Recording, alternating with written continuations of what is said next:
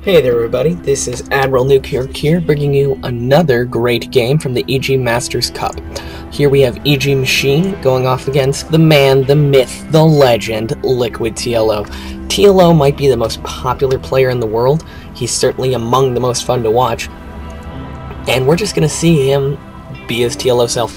TLO is unbelievable at multitasking, TLO can dominate virtually everyone. Yeah, well, I guess virtually everyone. And most importantly, TLO is super creative. He's like a more consistent QXC, for those of you who know QXC. QXC will beat some of the best in the world, like MC, and then he'll lose to somebody who I've never heard of, just randomly, consistently.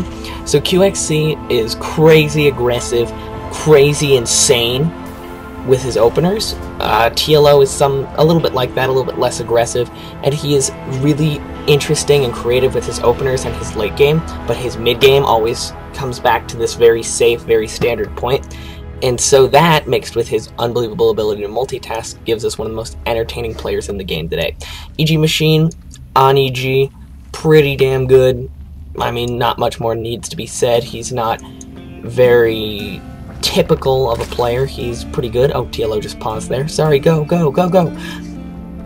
EG Machine's very strong, very consistent, a little bit dull, not, say, July in his epic aggressiveness. And we see TLO not exactly walling off, and you'll notice this is an MLG map, so because of that there's a neutral supply depot at the base of the ramp, so you can't wall it in with bunkers.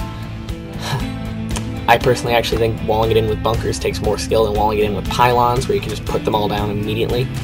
But hey, what do I know? Liquid TLO opening, pretty standard, in fact, extremely standard. We're going to see this be an orbital command as soon as possible, or orbital command at 16. Orbital command at 16 or 17 is both okay. Meanwhile, we're seeing gas pool hatch most likely happen, and TLO just being annoying with his little worker here. And let's actually look at TLO's perspective to see what it's like to be this good at multitasking.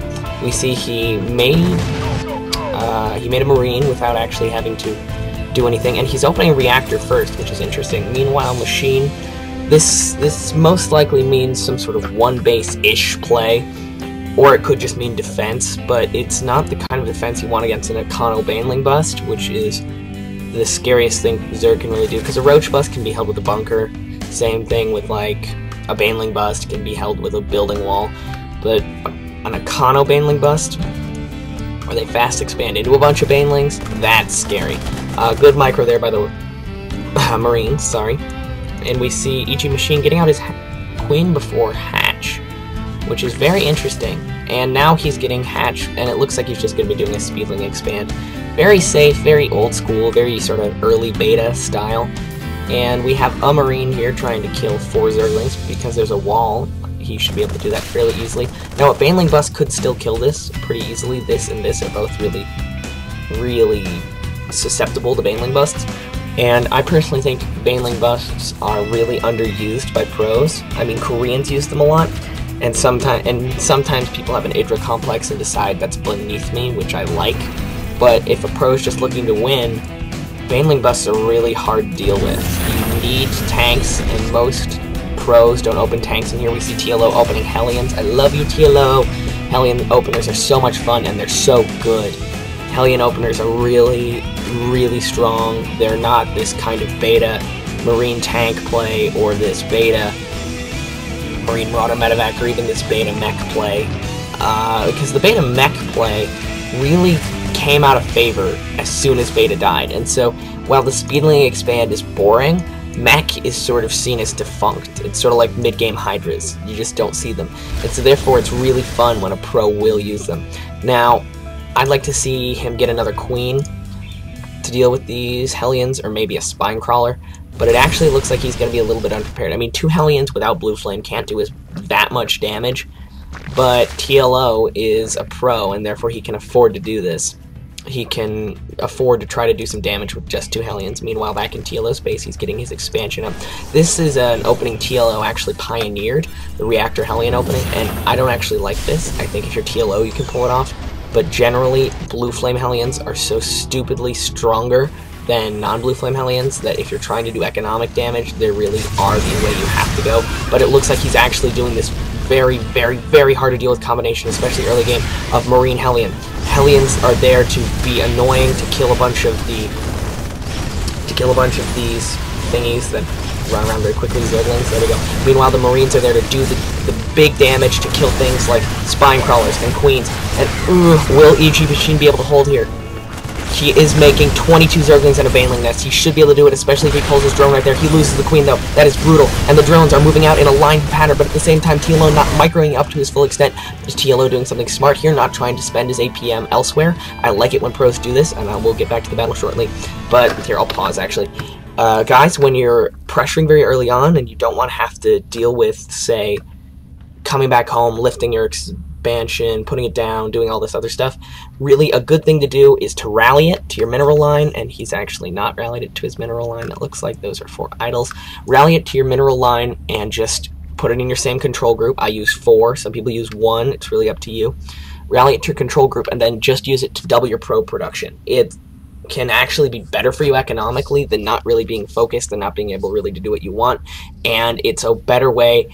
Oftentimes, us as non-pros, we want to save our APM, we want to save our multitasking through little tricks like this. For example, instead of getting a million turrets in your main that takes a lot of worker time and takes a lot of APM, just get 2 Thors and incorporate 2 Thors per main, and Thors are decent combat units anyway, and so if you feel the need to move out and you don't feel worried about mutas, then just take your Thors away and you saved yourself some money.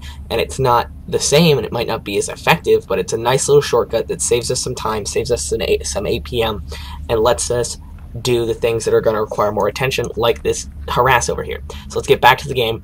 Let's just take a quick little appraisal of what each side has. Only 23 drones for our friend Machine, but he does have 14 Zerglings against 5 Hellions. Let's look at the kill count, 7, 6. So these Hellions have a total of 18 kills. That is bad if you're EG Machine. So EG Machine is going to have to try to hold against this very scary little force with only a Queen and about a dozen Zerglings.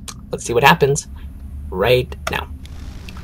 Alright, TLO moving in, again trying to take the mineral line. Meanwhile, the Zergling is trying to get a surround. If you can surround the Hellions, you can do a lot more damage, but at the same time, Zergling versus Hellion is not a very fair matchup, especially on creep. The speed Zerglings can actually catch up to the Hellions, and it looks like, ooh, the last Hellion falls. But at the same time, where'd those Marines go? The Marines are trying to run away. Marines are, actually, an SCV coming out to repair the Hellions, or just give it time to escape.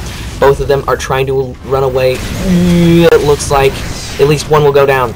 This could actually help the Zerg recoup his losses, but at the same time, forcing the Zerg to spend larva on other things. Zerg have an extra resource, larva, and forcing them to spend that on other things that aren't drones is very, very costly and very, very effective little harass there by TLO. Now TLO transitioning into the more standard mid-game of Marine Tank. And you can see a fun opener there that doesn't actually prevent you from going Marine Tank and doesn't involve too much unnecessary investment. Now you guys know I love mech, and therefore I would prefer to see TLO transition into tanks and Thors with Marines, Marauders, or Ghosts. I suppose you could do Reapers, but Hellions already so well deal with light that really you need to deal with your anti-air, so Marines, Ghosts, Marauders if they're going Roaches, or Vikings as well. And we see the Zerg looking to take his 3rd base at the most standard time imaginable, 10 minutes. Really, if you see an aggressive game like this, and the Zerg also taking a Spire, as I said, EG Machine, very good player, not very original, and not even quite as good as Dark Force even, but he is pretty consistent.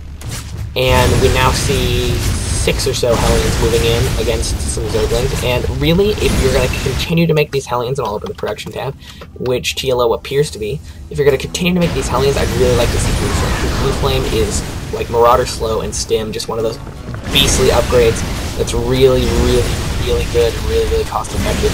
Plus, I think it is, well, they do 30 damage, so I think it's plus 13 damage versus, no, it's plus, yeah, it's plus 13 damage versus light for the Hellions. So, plus 13 damage in one 150 upgrade, I would take it. These Marines have no chance of living. And we also see an armory coming out, so we might, that's either for Marine, oh, I love this. I love this style of play. Get lots of upgrades. Upgrades are something that can save your butt. And if you, say, have poor positioning, or you've just been powering and he catches you at a bad timing, if you have more upgrades than him, and if you have a decent unit composition, you can hold against almost anything. Now, I'd like to see something else coming out of this. I mean, Medevac, Hellion, Marine is the definition of fragile. It could, in theory, work against Ling Bling Muta if you just have an absolute stupidly large amount of Hellions. But this right now is very, very, very scary. Now, this always feels weird to me, but Hellions aren't all that good at killing creep tumors. The best thing at killing creep tumors, which again feels really weird, are Marauders, because they're technically buildings, and so therefore they're armored, and Marauders are great against armored. But Hellions aren't that good at killing creep tumors, and they feel like they should be light, but they're not. So no, this feels really, really killable. Because our Medevac's light, Medevacs are armored actually, which is weird that Medevacs are armored, but Vikings are light. I guess that's the world for you. Now, do we actually have any Banelings? That's the better question. No. Oh, this could actually spell disaster. Because this is strong against everything but Banelings, but once Banelings come out, this is very weak. And so the fact that he has none is really scary. This is a bad decision by EG Machine. If you see a lot of Marine or Hellion aggression coming at you early, you want to have Banelings out, and that was just really poor decision making by EG Machine. Wow. We just saw TLO apparently be clairvoyant and see that his opponent wasn't making Banelings, and therefore he went Marine, Hellion, Medevac and destroyed him. Thanks for watching, guys. I'm next up going to be casting Thorzane versus MC, so I am giggly and excited. You've been watching AdmiralNewkirk, and don't forget to subscribe, comment, it really keeps me going, and tell me anything you guys want me to cast. See you around.